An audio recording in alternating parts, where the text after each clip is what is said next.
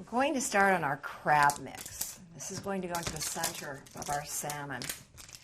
I have some beautiful super lump crab meat. It's bluefin. This is gorgeous crab meat. Grab a lump out of here and give you a good look at it. Beautiful, sweet, fully cooked crab meat. And you want to be really gentle with this as we're making our mixture. The idea is to have the crab lumps stay intact so that when somebody bites into it, they're not getting a mushy piece of crab. They can get a whole taste of the crab meat. We're going to start chopping up a little bit of celery.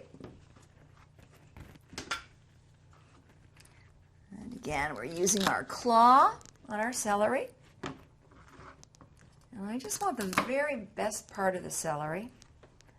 And I do want a very fine mince, so I'm going to hit a flat end here and do some very thin little strips. I'm doing a julienne.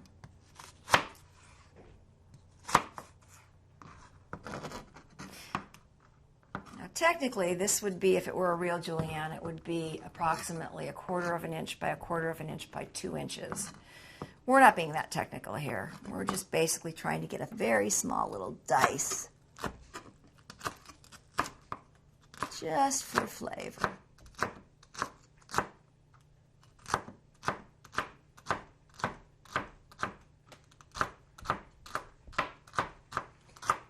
Again, my knuckle is guiding. My thumb is pushing forward the celery. There's no way I'm going to cut a finger as long as I keep my fingers tucked under and the edge of my knife against my knuckle as a guide. Perfect. Now I can hear the rice boiling behind me. I'm going to step over here and take a quick look. Oh, that's perfect. I want to give it one quick little stir. I'm going to turn this down to a simmer, put the lid on, put my timer on for 30 minutes, and walk away.